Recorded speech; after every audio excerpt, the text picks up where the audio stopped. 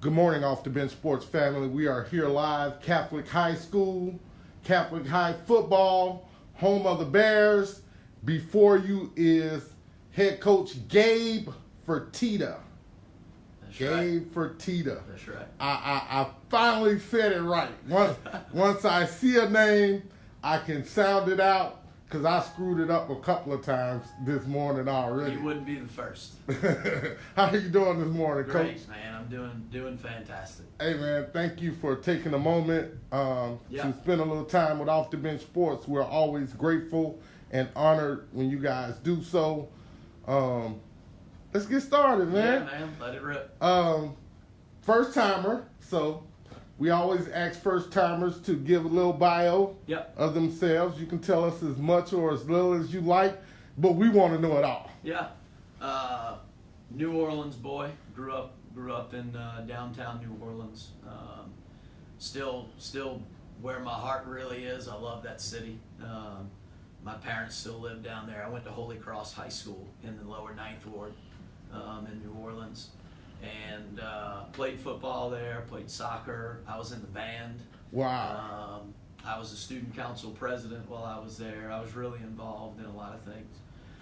Fell in love with football at a very early age. Knew I wanted to coach. Knew I would probably too small to play it, for an extended period of time. Left from Holy Cross, went to Mississippi College in Jackson, Clinton, Mississippi.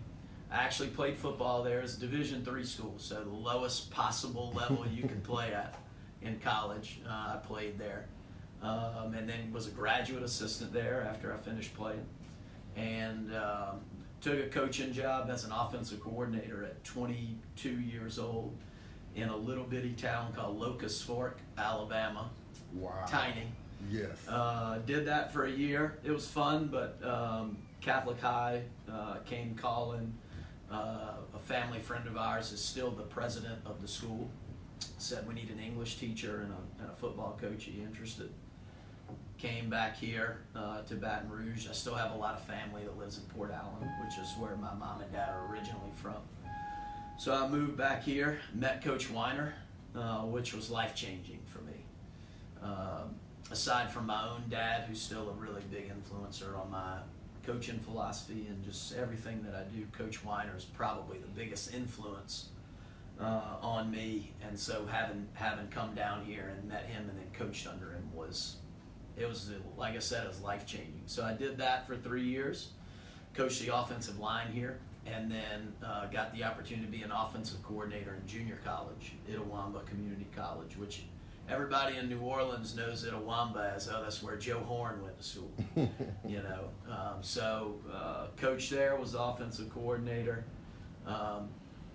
Got the opportunity to be the head coach at St. Stanislaus in Bay St. Louis, Mississippi, which is run by the same group that runs Catholic High. So I went down there, was the head coach there for 3 years. In my second year, we went 0-9. Lost every single game. The one game we didn't play because there was a hurricane was probably one we were going to win. So that one got canceled. We didn't win a single game that year. My third year there, we made history as one of the only schools in the country in the history of high school football to go from winless in one regular season to a perfect regular season the next. We were 10-0 the very next year in the regular season. So that was really a great time, because we went from the bottom to the top pretty quickly. And then I came back here to Catholic. Coach Weiner wanted an offense coordinator. I came back here in 2014 as the OC. We had a senior on the team that year that a few people have heard of. Darius Geis was our tailback. Clyde Edwards-Elaire was his backup. So we were pretty blessed with some guys then. And I did that for 3 years. We won the first ever state title here at Catholic in 2015 when I was the OC. And then in 17, Coach Weiner retired. I took over as the head coach. We won a state championship that year, my first year here as the head coach. And then last year, state runner-up. So that kind of takes you through the coaching background. Got a lovely wife and 3 girls. Wow. So blessed in that. But you know, the ups and downs have been a blessing for sure. No doubt, no doubt. Having girls is always interesting. Oh yeah. Oh yeah. Man, I have one of my own, and we're going through the phase of perfume now. She's 11, Lord. and in Perfume middle and school. makeup, I'm sure. Yeah, well, she's not a makeup chick, but she's interested in perfume now. Oh yeah. And I told her she had toilet water. She was not happy about that, Coach. So Yeah. I understand. Yeah. Yeah. So, second stint here at Catholic. Yep. Does Catholic feel like home now? It felt like home even when I left. You know, I knew that I needed to leave in order to grow professionally when I left the first time. And I always knew that if I had a chance to come back here and coach at a higher level, in other words, to be the coordinator or potentially to be the head coach, that I would come back. I love it here. There's so many great things about this place. You know, the math teacher, the science teacher, they're going to teach their classes with as much passion and dedication as I'm going to coach football. Right. And when you're around those kinds of people all the time, you can't help but try to improve yourself. You know, so yeah, it's definitely home for me. How was, and we're going to go back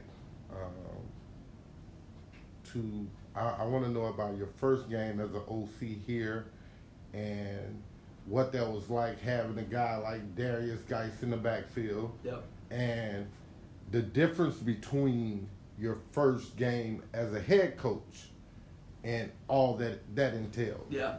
So my first game as the offensive coordinator here was against Parkview.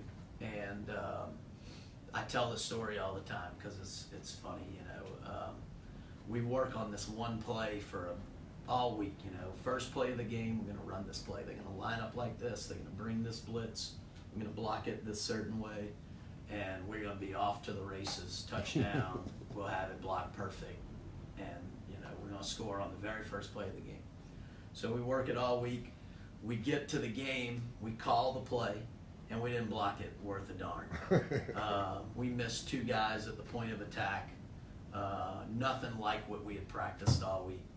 Darius gets the ball, makes the first guy miss, spin moves the second guy, and takes it to 80 the house yards anyway. for a touchdown.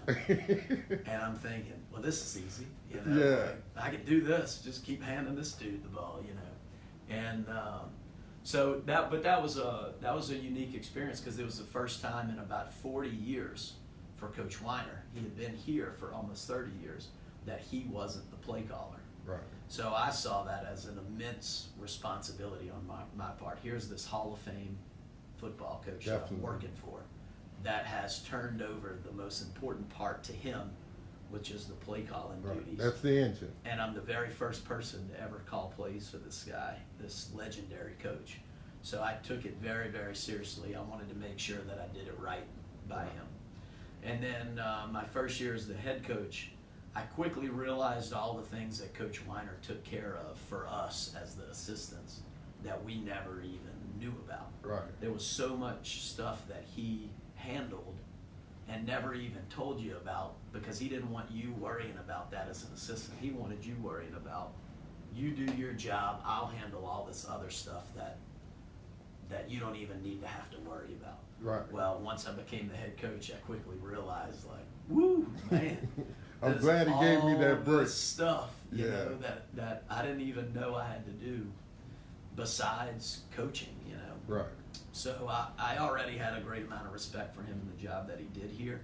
But then when I took over as the head coach, of course, that respect grew even more because I realized all of this other stuff that he did that none of us even knew about. Okay, this is another, in my estimation, another really important question. You guys have been a power forever here at Catholic High School. How is it for you guys not having your own stadium? Like, you guys just now got a nice practice field. Yep. It's really beautiful, but it can't seat the 3,000-4,000 fans that you guys got. Yep. So how is the big adjustment for you guys practicing here and then not having a home field Right. to call your own? You know, for me personally, it really hasn't been a big deal because in New Orleans, Nobody it was the has a same home way. field. Yeah. It was the same way. Tad Gormley was our quote home field when I played at Holy Cross, so I never knew any different. You know? Right. There are times though when you go to these community schools where like the stadium's right there, and at Stanislaus it was very much this way. In Bay St. Louis we had our own stadium, and you do miss a little bit that that community atmosphere, so to speak, of being right there where everybody knows everybody's mama and daddy and they're all there in the stadium. You do miss that a little bit, but our kids don't know any different. Just like I didn't know any different in high school, our kids don't really know any different. They know Memorial is that's where we play. Right.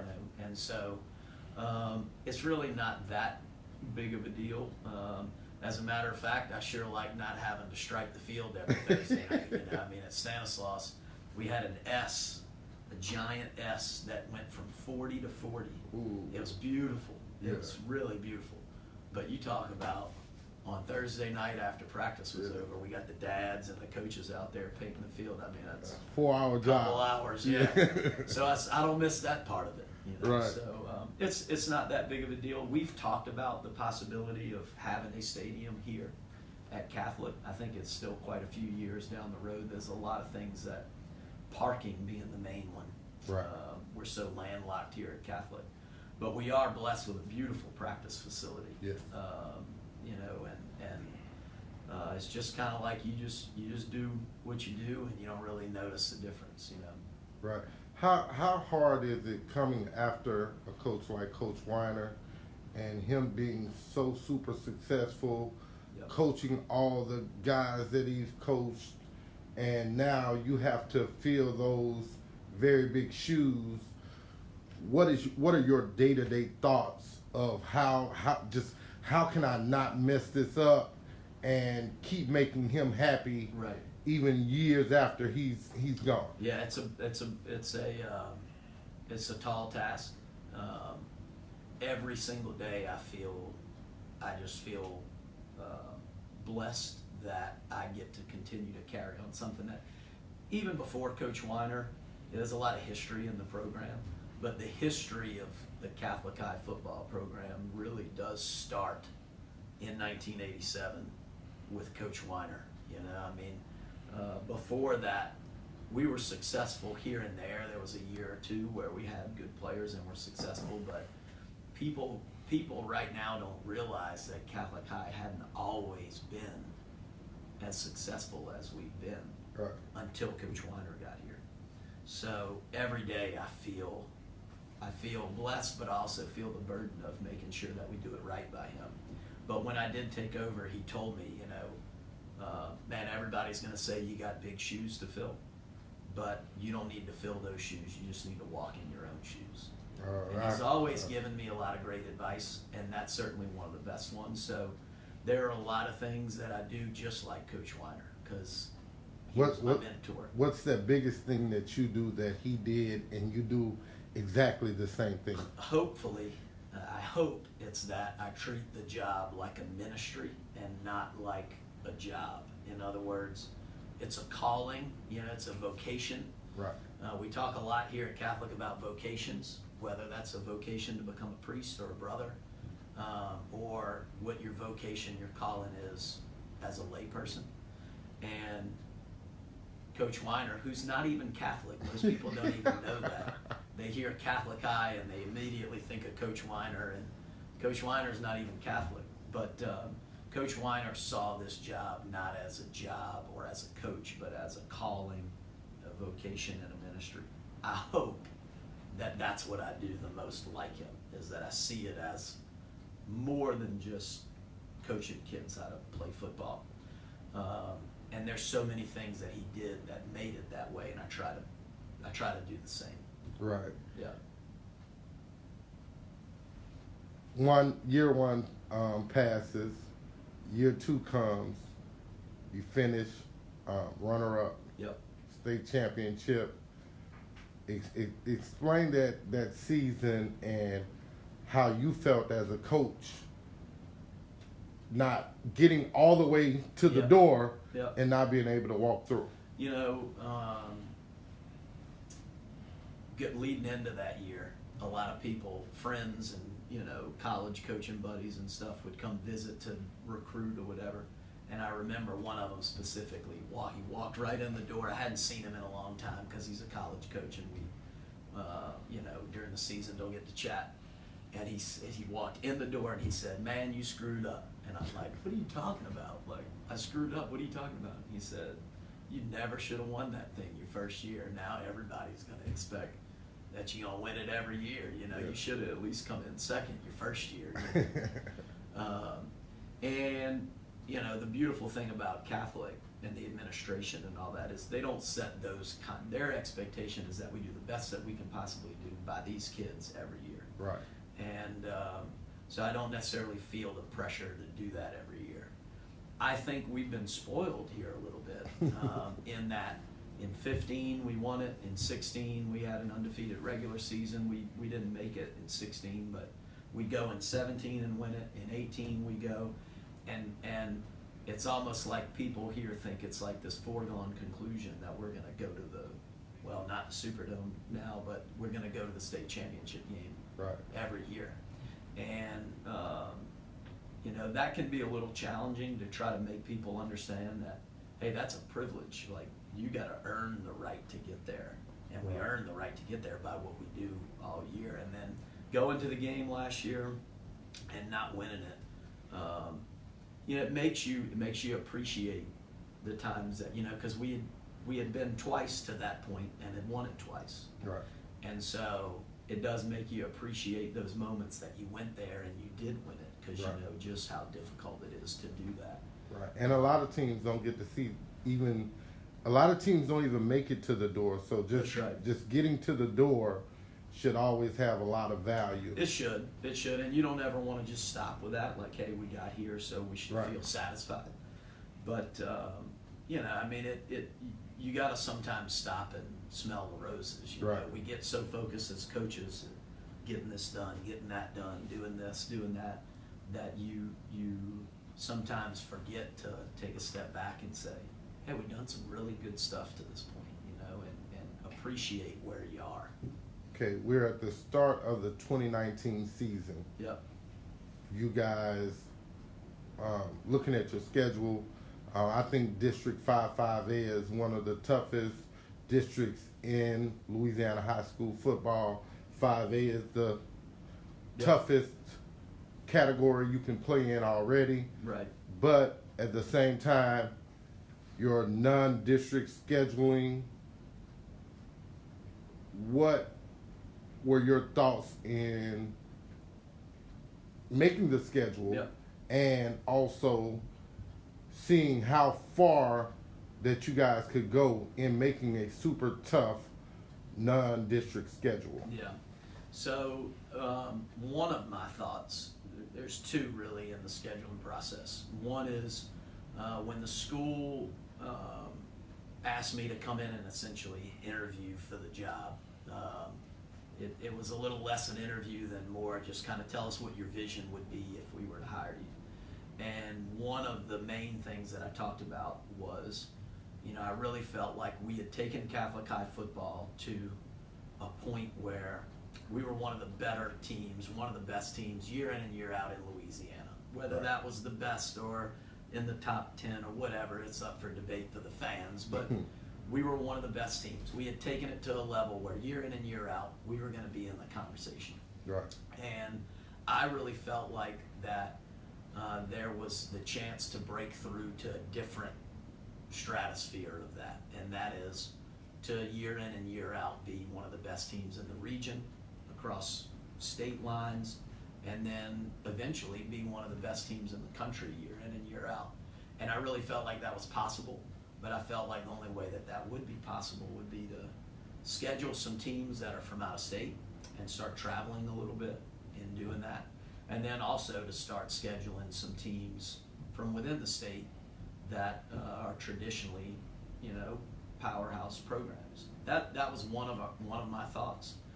And then the second thought is, that in the way that our playoff system works, it really doesn't matter. I hesitate to say it this way, but it doesn't really matter your record in the 10 games leading up. Right. And here's what I mean by that: you make the playoffs, you're going to be in the playoffs, and everybody in that 13-team playoff, when you get there in Division I, is real good. Right. So nobody's going to be celebrating because you make the playoff bracket and you got a mid-tier playoff team and it's St. Aug.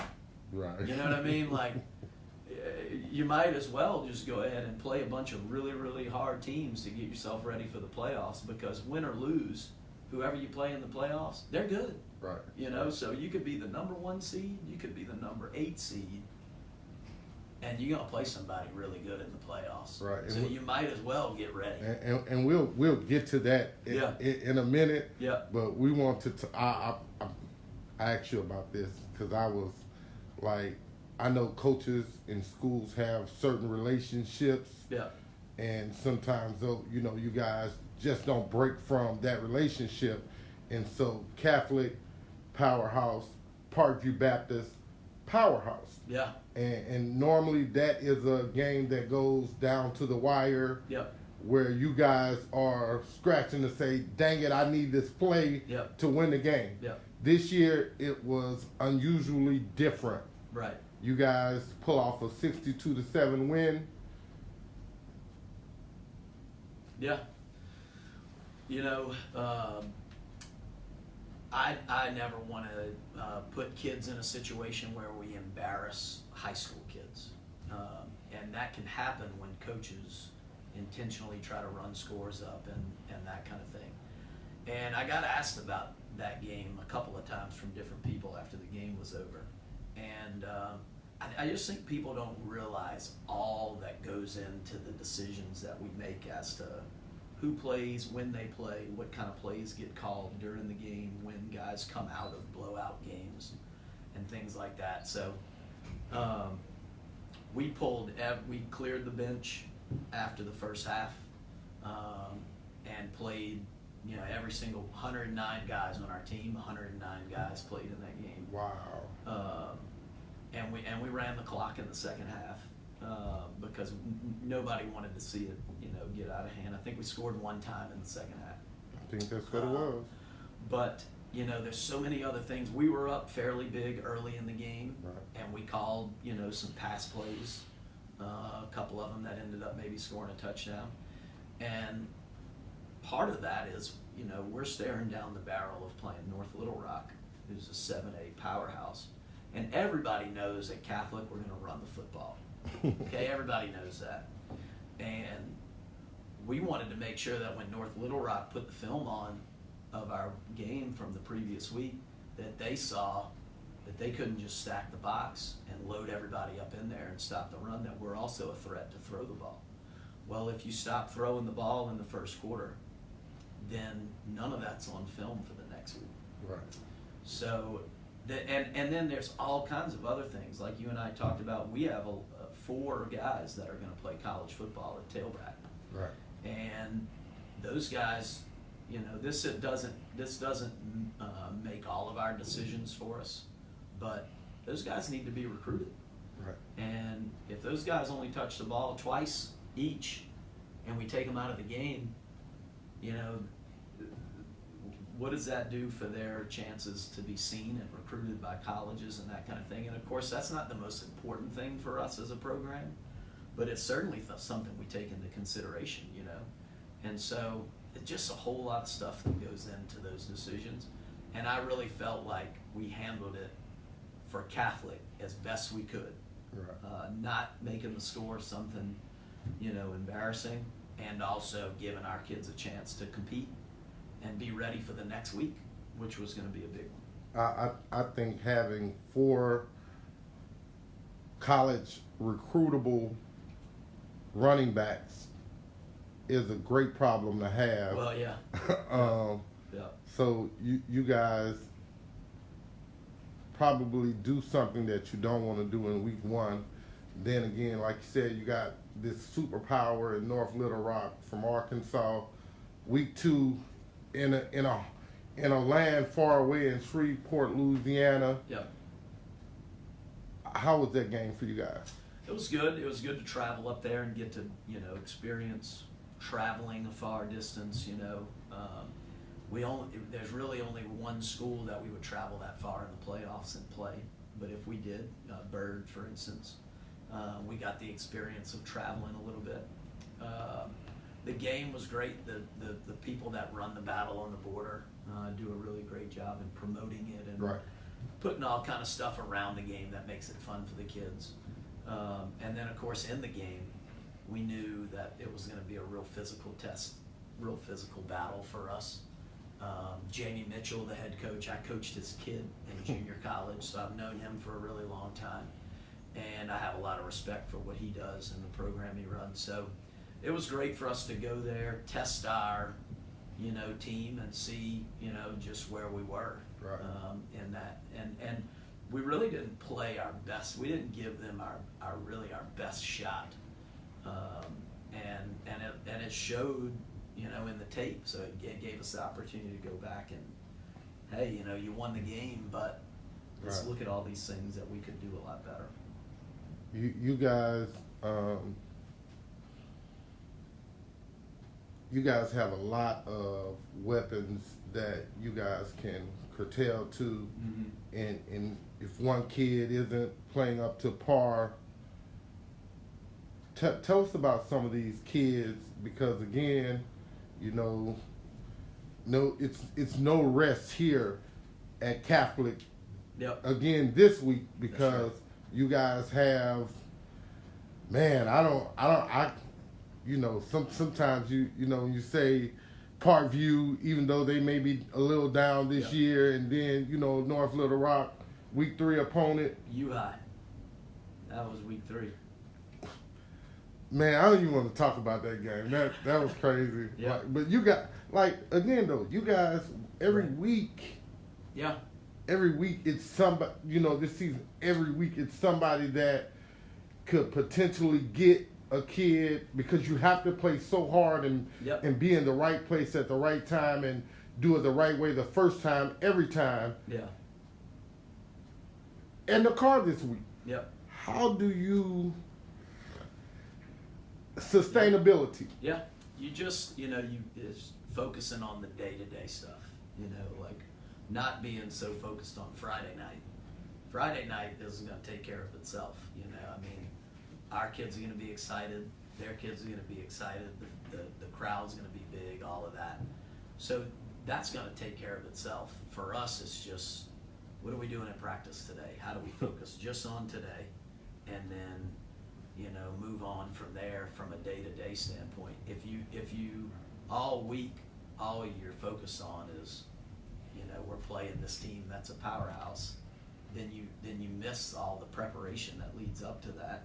Right. And at the end of the day, at Edna Carr today, they're probably talking about how they're playing the power that's Catholic High. So, and then at the end of the day, they're all high school kids. Right. You get caught up in, it's this team or it's that team, and they got this recruit or it's that recruit.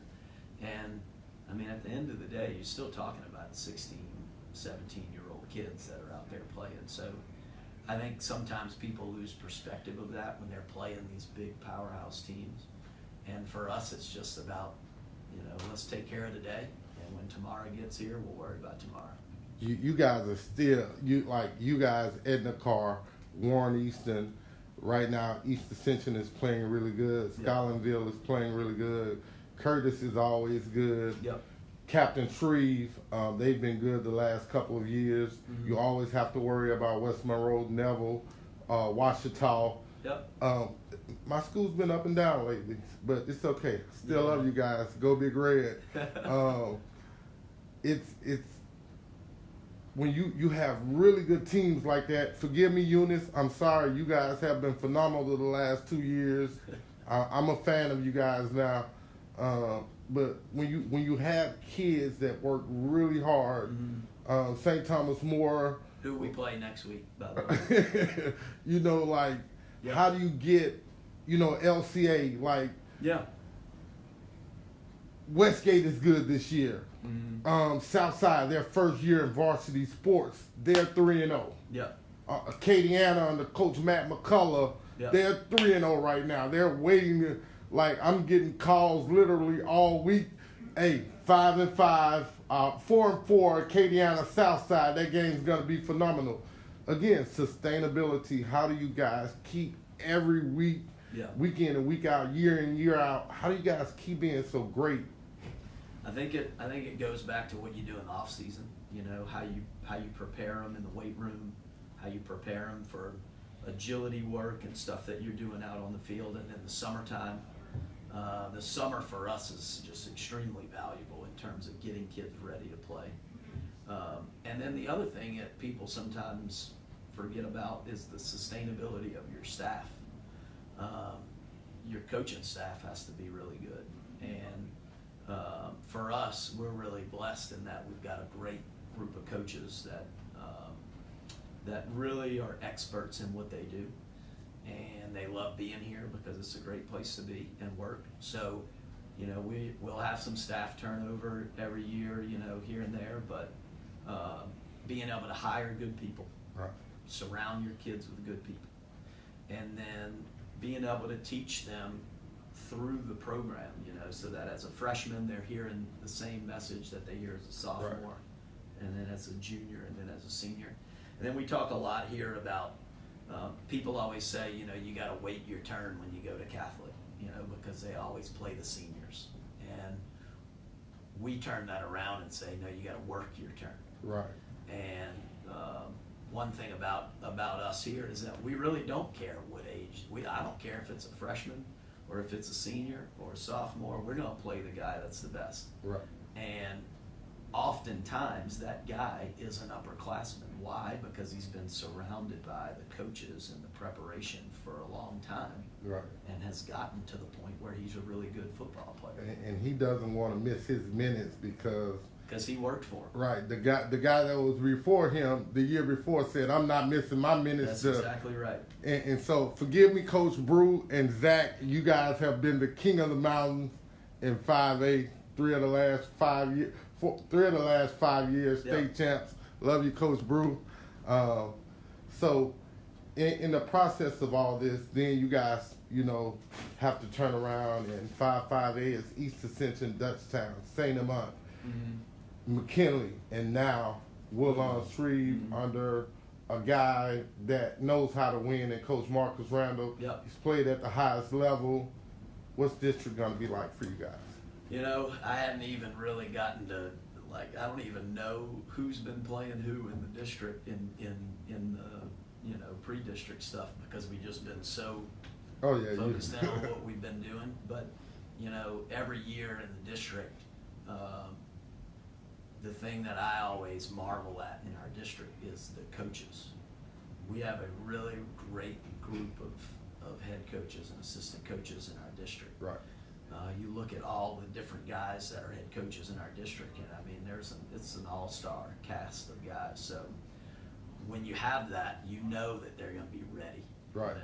Year in and year out, guys are going to have more and less talent, but coaching-wise, when you line up against somebody in our district, they're going to be very well coached. They're going to be prepared, and you better be prepared, right, as a staff. Like you just said, the coaching tree in 5A, starting with yourself, you played, coached at the college level. Coach Darnell Lee coached at the college level, played and coached arena football professionally. Coach O at St. Amant, he's played at been a college coach. Right, coached at Southern forever. Coach Randall at Woodlawn, played college, played professionally. Had some phenomenal teams when he was at Southern Lab. Right, and I'm not really familiar with McKinley's new coach this year. But I know the principal there, so he hired the best available guy. Guy Mastretta's got a couple of state championship rings. Right, as well. Livonia. Redemptress. Right, he's done a lot of great things. Yep. Like, that's one hell of a chess match that you guys have to go through Yep. every week in district. Yep. What team do you have the most fun playing in your tenure as head coach?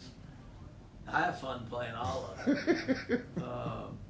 You know, each team brings its own little flavor to something that you got to get ready for. You know, Right.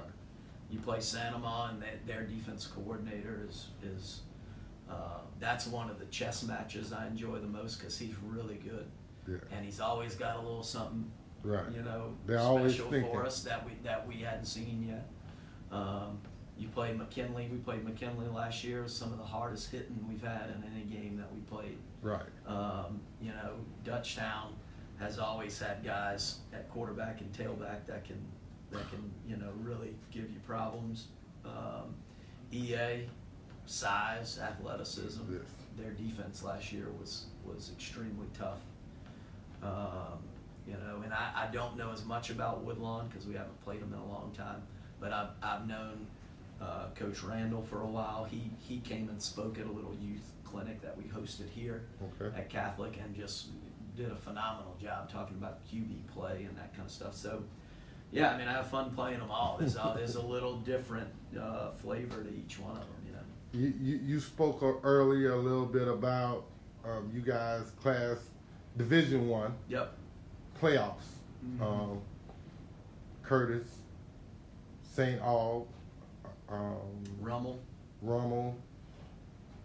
Holy Cross Holy was Cross. one. Yep. Like you said, C.E. Bird. Yep. St. Paul's out of Covington. Right. Yep. You cannot miss a beat in that playoff bracket. No. Scotlandville was really good for a long time. They went to the Dome just a few years ago. Right. Sometimes people forget that. And they had a couple of coaching changes and that's fine. Yep.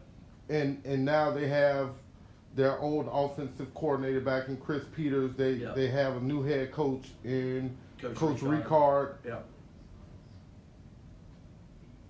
How do you how do you do it again? It's you know, people that always debate, you know, well, it's so much easier now to win a state championship Where? in Division I, you know. Really? And I've heard that, and in a sense, it is easier on the kids. You know, there's fewer games, and so there's less beating each other up. But in another sense, it's kind of like you just take the 5A playoff. If you were to take the 5A playoff, and there's 32 teams, and say, okay, round 1 and round 2, all right, all the teams that we knew were probably going to lose, y'all lose, everybody else advances. That's where we start our playoff. Right. You know what I mean?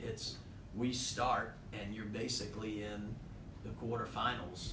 Right. And you're playing a quarterfinal level team. It's not like you start in the quarterfinals, but you're playing a first round caliber football team. Exactly. So, you know, in 15 we had to beat Brother Martin, who had 2 NFL players on that team, and probably another one that's getting ready to be in the NFL. Then we had to go to Evangel, who they're dead down the middle, their nose, their Mike linebacker, and their free safety, all that offers to LSU. Wow. And then we had to play Rummel in the Superdome, who was ranked in the top 25 in the country. So, you know, yeah, it's fewer games, but the games are at the highest level that you can possibly imagine. So definitely at the highest level. Yeah. So, you know, it's just you just prepare like you would any other week. You dot all your I's, you cross all your T's, and you know you're going to be playing somebody good, and they're going to give you their best effort. And there's none of those playoff games where like you show up and you just, you know, you probably got it won. Right. Know? So I want to ask you 20,000 more questions, and trust me, my mouth. I'm 7'11". My mouth never closes. I could talk forever. Yep. I'm really had a great time hanging out, chopping it up with you. Yeah. But as all great things, this has to come to an end. That's right. Thank you, Coach Gabe Fertitta, for taking a moment with Off the Bench Sports. Remember, get off the bench, get into the game. Appreciate it. Go Bears.